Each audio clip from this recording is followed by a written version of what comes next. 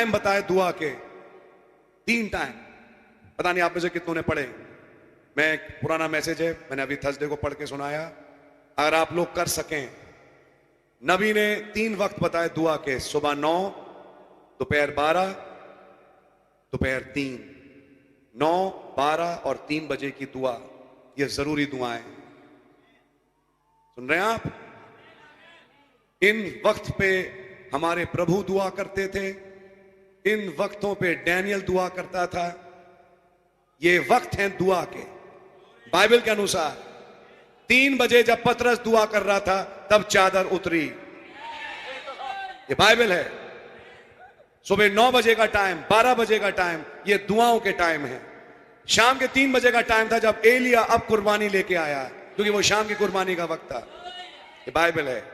और नबी ने कहा तुम 9, 12 और 3 बजे दुआ करो, और जो समझाया जाता है उस पर विश्वास। बात कर रहे हैं एक्चुअली रोगियों से, और कह रहे हैं तुम लोग चंगे हो जाओगे। समझ मारी है आपके। लेकिन बताते बताते एक बात तो बता ही दी। आपने मुसलमानों को देखा है, चाहे एयरपोर्ट, मैं तो एयरपोर्ट भी देख चुका हूं, चाहे एयरपोर्ट हो, चाहे बस हो, चाहे कहीं हो, जैसे उन्हें पता लगा कि वो नमाज का वक्त आया, भैया चादर बिछ जाती है और अगला झुक जाता है दुआ करने। चाहे कहीं पर हो, चाहे कहीं पर हो। ऐसे ही हमारे साथ होने लग चाहिए। 9 बज गए, 12 बज गए, यानी कि चाहे ऑफिस में हो, चाहे कहीं हो, एकांत चुनो, चाहे 2 मिनट, चाहे 5 मिनट, और बैठ के दुआ करो, वक्त गुजारो। मैं आपको कुछ दे रहा हूं आज, और मैं दावे के साथ कह रहा हूं कि आप इसे करो, और अगले 1 महीने में बताना अपने पास्टर को कि तुम्हारे जीवन में क्या गवाहियां उत्पन्न खुदावंद करते हैं। क्योंकि ये नुस्खा हमारा नहीं, ये नुस्खा भाई ब्रैनम ने खुद बताया। 9 बजे, 12 बजे और 3 बजे, ये 3 वक्त हैं दुआ के। इसका मतलब ये नहीं कि खाली यही 3 वक्त हैं। बाइबल में एक आयत ये भी कहती है निरंतर प्रार्थना में बने रहो। तो प्रार्थना तो निरंतर भी है, लेकिन कुछ खास वक्त भी हैं। समझ मारी आपको? तो ये चीजें भाई ब्रैनम के द्वारा बताई गई। भाई कहाँ का है, अगर कोई इंटरेस्टेड हो भैया मीटिंग के बाद आए। आज बड़ी एक छोटी सी गलती ये हुई कि मैं अपना आईपैड लाना भूल गया, वरना मैं आपको सीधा सीधा पढ़ के वो कोट सुनाता। थर्सडे को मैंने अपने चर्च में सुनाई है बात। तो ये कुछ मोटी मोटी बातें हैं जिन्हें आप सीखें। समझ मारिए आप, और इसका फायदा अपने जीवन में उठाएं। मैंने उठाया।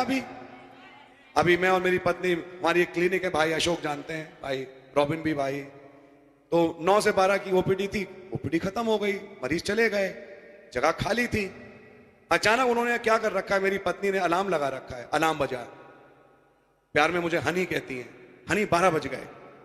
अरे मैंने कहा 12 बजे, वेरी गुड।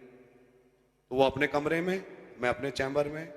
अच्छा, जाने से पहले मुझे मार्केट जाके कोई चीज खरीदनी थी, तो मैंने जिस भाई के साथ जाना था उसे फोन लगाया। तो मुझसे कहते हैं देखो भैया मैं पता करता हूं, वैसे आज मंगल है, पता नहीं मार्केट खुली भी होगी या नहीं खुली होगी।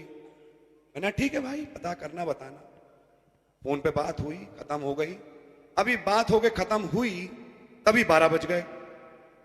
हम दुआ में लग गए। हमने खुदा का धन्यवाद दिया, दुआ करी और प्रभु से अपनी बातें रखी।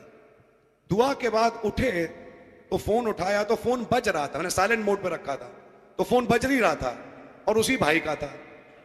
अब देखिए, दुआ के बाद फोन उठाया, मैंने हाँ भाई जी बताइए। बोले ठीक है 2:30 बजे मिलते हैं, दुकानें खुली हैं सारी। अरे 10 मिनट पहले तो बंद थी, अब 10 मिनट के बाद सारी दुकानें खुल गई।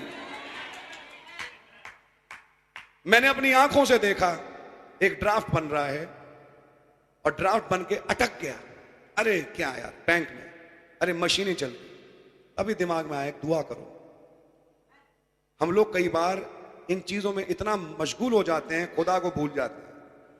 हमने कहा प्रभु ये ड्राफ्ट आप ही बनवाए। कम करी, खट निकल गया बाहर, यूं जैसे कि मानो दुआ ने कोई बटन दबाया। आपने कई बार इसको महसूस किया, आपके जीवन में कई खुदावन ने गवाहियां उत्पन्न करी हैं।